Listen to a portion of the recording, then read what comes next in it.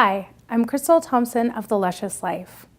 I'm a body positive activist and yoga therapist, and I spend my days helping people listen to their bodies and love their bodies through yoga because I believe that everybody can do yoga and that everybody deserves love. I'm pretty darn lucky. As a body positive yoga therapist that helps beginners, one of the things I hear most requested is modifications that will help make the poses a little bit more accessible. Every body is unique, so every body needs different modifications. And truthfully, the reason that we do the poses isn't for their aesthetic value, although the poses are quite beautiful. We do the poses so that we can receive the benefits of the pose. And if we modify the poses, then that makes the poses more accessible to more people, then more people get to experience the benefits of the yoga poses. And this is exactly how it should be. The benefits of yoga are for all to experience. So please, I invite you to try out some of these poses and their modifications and see how they feel inside your body. And I hope that they make some of the poses more accessible for you. And I hope you enjoy this practice.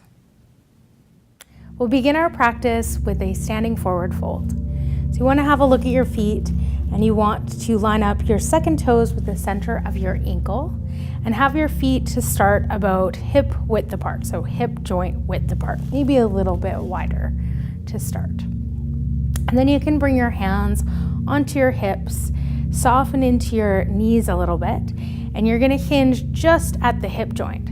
So you're going to fold forward from your hips, keeping your spine in alignment, going down until you start to feel a stretch in the backs of your legs. Maybe you can bring your hands down to the floor, or maybe you want to bring your hands to blocks. So I'll show you what that looks like using blocks. You can use the blocks to bring the floor up to you. Another modification you can do using in forward fold or uttanasana in Sanskrit is to take your feet out a little bit wider. So I just moved my feet out so that they're almost out to the edges of the mat. And again, you're going to keep soft knees so that you can really keep the natural curves of your spine. Let's take a nice big inhale here and lengthen through the spine. And then as you exhale, maybe fold in a little bit deeper. You can keep your fingertips up on your block. Let's do that 2 more times. Inhale, lengthen through your spine. And exhale, fold. You could also have your blocks up even a little bit higher too.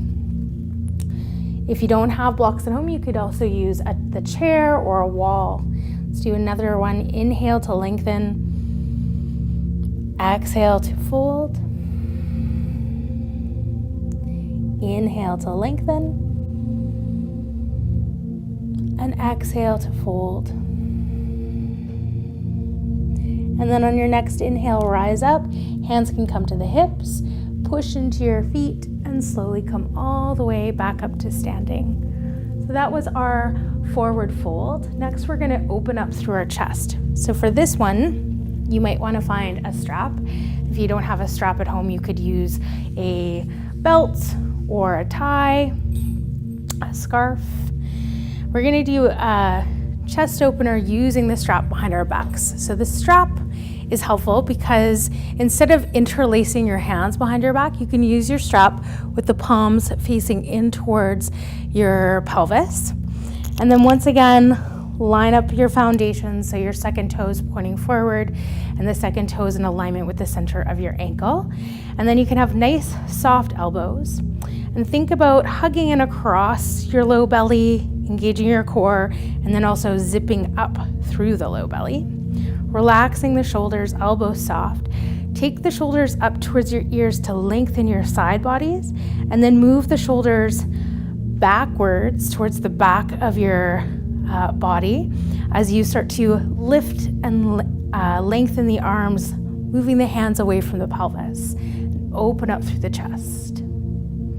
Here, if you take your hands a little bit wider, you might find a little bit more freedom, or if you're finding it's enough of a stretch or not enough of a stretch where you can bring your hands a little closer together.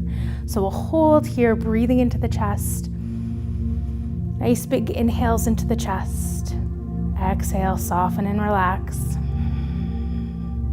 Inhale, open up through the chest. Exhale, soften. We'll take one more nice big inhale. And then exhale, release your hands, come back to standing. Okay. For our next pose, we're gonna come into downward facing dog. So you might wanna grab a chair if you have a chair at home. And then you're gonna stand behind your chair and place your hands on the backs of the chair. And you wanna take your hands as wide apart as you can. That's just to get some opening through your low back or through your upper back. And that's one of our modifications, is to take the hands a little bit wider. Again, have your second toes lined up with the center of your ankles. And if your hamstrings are a little bit tighter, you can take your feet a little bit wider. That's another modification here. And then you're gonna soften into the knees, send the buttocks back, and start to walk yourself back, coming into an L shape. And here you can breathe. As you exhale, soften through the shoulders. As you inhale, breathe broadness into your upper back. Exhale, soften. And on your next inhale, walk yourself back up. You can repeat that pose using the chair, or you can come down to the floor with me. So if you're gonna come down to the floor, you can come down to hands and knees to start. Spread your fingers nice and wide. Have your middle fingers pointing forward and kind of hug across your hand from your thumb towards your pinky. Have the whole palm on the hand. Take your toes maybe out a little bit wider than hip width again, and tuck the toes under. We'll take a nice big inhale to prepare. And then as you exhale, lift the hips up and start to press the hips up and back. Here you can bend the knees slightly, maybe bend one knee and then the other to stretch out the backs of the legs. And modifications here are to take the hands a little bit wider, or take the feet a little bit wider. Again, maybe just to the edges of your mat, or come back to using the chair. So we'll take a nice big inhale here. Exhale, soften. Another inhale. And then as you exhale, you can bring your knees down to the floor. From table pose with your knees down, walk your hands forward slightly and then drop through your hips to come into a half plank. So in your half plank, you really want to push into the floor, engage across your low belly again, relax the shoulders down away from the ears, keep the chest nice and open. And you can stay here, knees down, or you could tuck your toes and lift up into a full plank. Wherever you are, let's take a nice big inhale. And then on your exhale, lower the knees if they're not already lowered, and then lower your belly all the way to the floor. For Cobra pose. So you're gonna bring your feet so that the tops of the feet are pressing onto the floor. And you're gonna engage once again across the low belly and then from the pelvis or the pubic bone up towards the belly button. And then slide your hands so that the wrists are about underneath the elbows. And bring the shoulders so they're up towards elbow height as well. On your inhale, lift the upper body up. And you're using your core more than you're using your arms. So you're not really using the arms. You're still squeezing across the belly and from the pubic bone up towards the belly button. And every inhale, let it lift you up. And every exhale, let it lower you back down. So the modification for Cobra pose is to maybe not come up as high and stay down a little lower. Let's take another inhale here. And then exhale, release. You can come to a resting pose with the forearms stacked, forehead on the forearms. Maybe take the feet a little wider apart, rock the hips side to side. And then for our next pose, we're going to come all the way back up to standing. And turn and stand across the mat. Our next pose is going to be Warrior Two. So we'll start by turning sideways on the mat and then taking your feet out wide.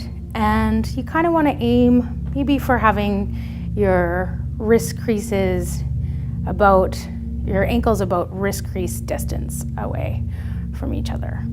But that sometimes can feel a little bit wide. One of our modifications for this pose is to actually have your feet a little closer together, so you can always do that too. Let's start by turning your right foot so that the right toes point towards the right edge of your mat, and your left toes should stay so that they're parallel towards that edge of your mat. And then you're gonna bend into your right knee so that the right knee comes over the right ankle. You're externally rotating your right thigh. And one of the things that likes to happen is that the front knee likes to wander in a little bit. So you want to keep this thigh opening out to the side. And you can really push into both feet, have your legs nice and strong. Engage again across the low belly and up, and then have your arms up parallel to the floor, reaching out through the fingertips. And then you can turn your gaze out over the front middle finger. And we'll take a nice deep breath in here. And as you exhale, maybe you can sink a little. And then on your inhale, push into your front foot, straighten that front leg. Hands can come back to your hips. And we'll turn the left or the right toes so that they're parallel to the edge of the mat. Left toes out to the left. Have a look down and see that your left toes are pointing straight out. And then when you bend into your left knee, make sure that your left knee goes over the left ankle. This is where your knee wants to wander more towards the center. You want to keep it nice and open. So you're externally rotating through the left thigh. And it's like you're rolling the left buttock down and under. Nice and tall through the torso, hug across the belly, and then from the pubic bone up towards the belly button. And reach the arms up parallel to the floor. Reach out through your fingertips, and then turn the gaze over the front middle fingers. And here again, we'll take a nice deep breath from your belly up to your chest. And then as you exhale, maybe sink. And then inhale, press into the front foot to come back to standing. Hands can come back to your hips. Turn the toes back to center. Next, we're going to come into a standing balancing pose, and you might want to have a block handy. So you can place your block on the outside of your right foot, and then you're going to bring your arms up parallel to the floor, cross your right elbow over your left, bend into the elbows, and bring the fingertips so that they point back up towards the ceiling. Maybe the palms of your hands will come together, maybe they don't, like mine, and you can just pretend. Relax your shoulders down away from your ears, soften into your knees, bring your weight into your right leg, picking up the left leg and crossing the left knee over the right. And here, you can find your balance, or you can place your toes down on the block. We'll hold here, take a nice big inhale, and then exhale, release the arms, come all the way back up to standing, and we'll go to the other side. So you'll want to move your block over to the other side first. Arms come back up parallel to the floor, and you're going to cross left over right. The other modification here I'll demonstrate is that you can hold your shoulders. Soften into your knees, pick up your right knee, cross it over your left. Either hover that foot or bring the toes down to the block. Pick one spot to look at to help you keep your balance, and take a nice big inhale. And then exhale, release the arms, come all the way back up to standing. Our next pose is bridge pose, which is an inversion. And for those of you and those of us who have larger breasts, sometimes when we go upside down, our breasts rise up towards our face and it feels like our breasts are smothering us. So there's a modification that you can do with a strap to help with that. You can take your strap, loop it,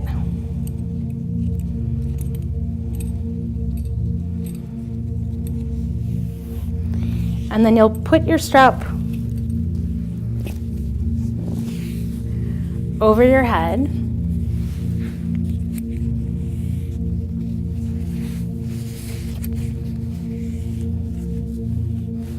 and tighten your strap over your chest. So this will help keep your breasts down out of your face once you go upside down. The other modification for our bridge pose is to use a bolster.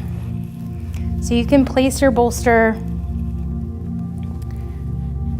across your mat, and then you're gonna come to have a seat on your bolster.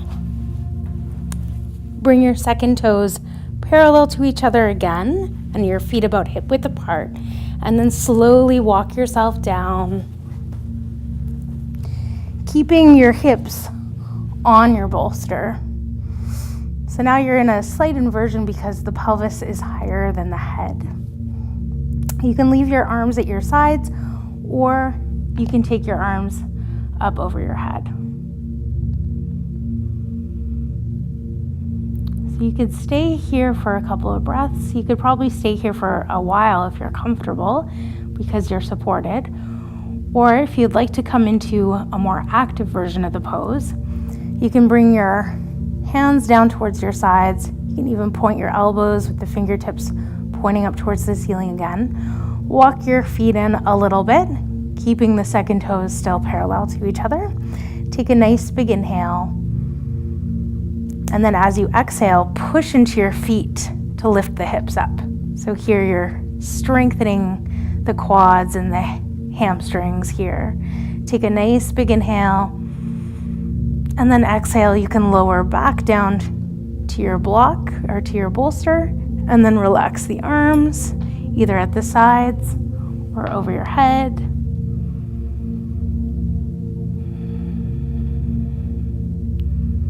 And then to come out of the pose, you can pick your feet up, bring your knees in, and roll to the side. Come now to lay down on your back again. Have the knees bent and the feet flat on the floor. You can bring your arms out into a T position with the palms face up. And here you can feel a nice stretch across the chest. And then we're going to take a gentle spinal twist before our final relaxation. Before we do the twist, you're going to lift your hips up a little bit, and we'll move the hips over to the right side of your mat. And then pick your knees up, bring them up over your hips, and drop the knees to the left. And this just helps to keep the spine in alignment.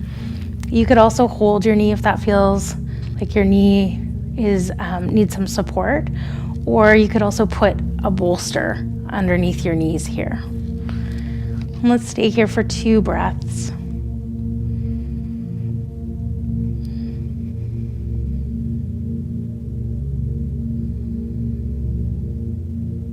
Breathing into your low back,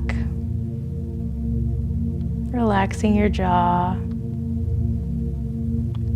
Bring your knees back up to center. Place your feet back on the floor. Realign the spine, and then press into the hips. Move the hips over to the left. Pick up your knees and drop the knees over to the right.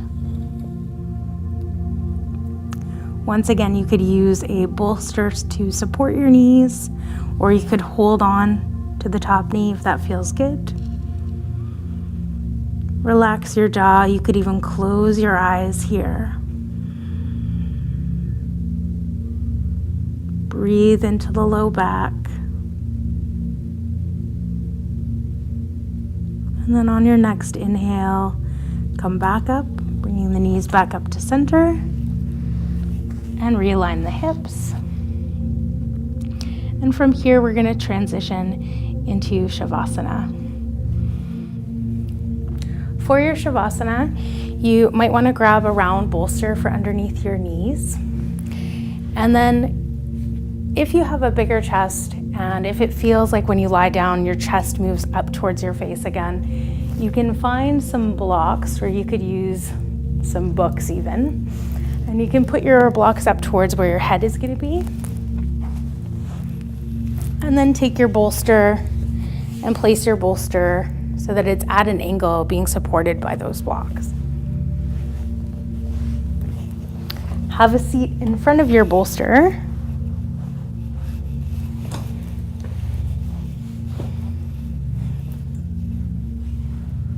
Have a seat in front of your bolster, bringing it right up against your low back, and then slowly lay down. Your knees go over your round bolster. You can just let your arms come to your sides. Your palms can face up if that feels okay for your body.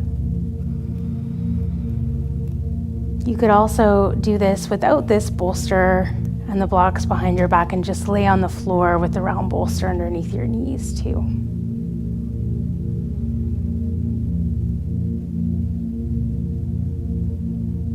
In Savasana, you want to let your inner thighs relax and let your toes kind of fall out towards the sides, maybe even move and nestle your feet into the right position. Make sure your low back feels comfortable. Relax your shoulders, relax your jaw. You could even yawn or fake yawn to relax your jaw. And then let all the muscles in your face soften. Feel your eyelids getting heavy. Feel your eyes getting heavy. Feel your forehead smooth and soften, letting go of any worries or concerns in the forehead. Feel your brain getting heavy. Let it feel like your brain is sinking towards the back of your body, letting go of your thinking mind. And feel all of your skin. Feel all of your skin softening. Feel your whole body letting go. Savasana is a time for us to integrate the experience that we just had. Our bodies get to process that experience. And to allow that to happen, we just simply need to let go.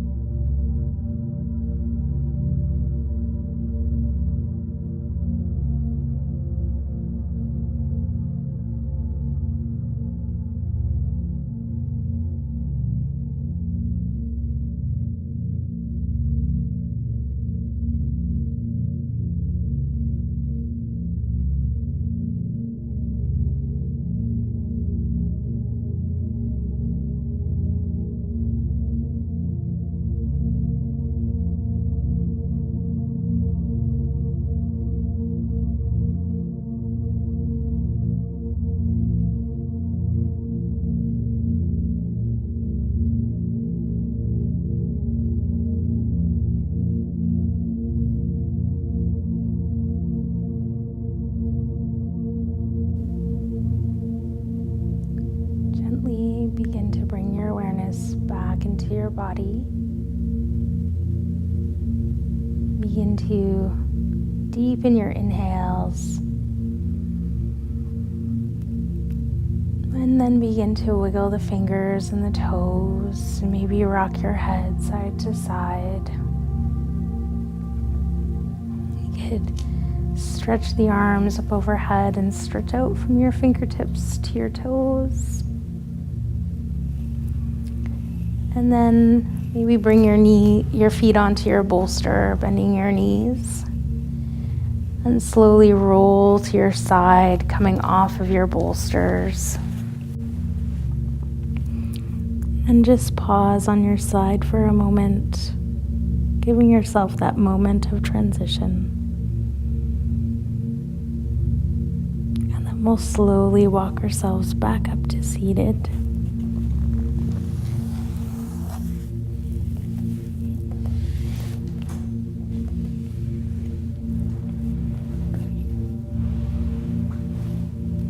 You can make your way back to seated.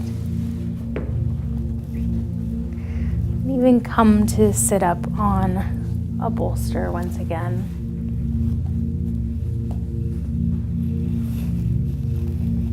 And then close your eyes once you've found your seat. And allow yourself just to check in and notice how your body is feeling. Notice what's happening in your mind. Notice your mood and your breath.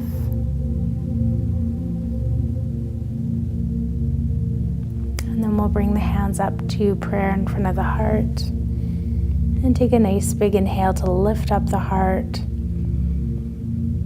And exhale, bow the head down towards the heart. Take a moment to thank yourself for practicing. And then gently open the eyes and lift the gaze. Namaste.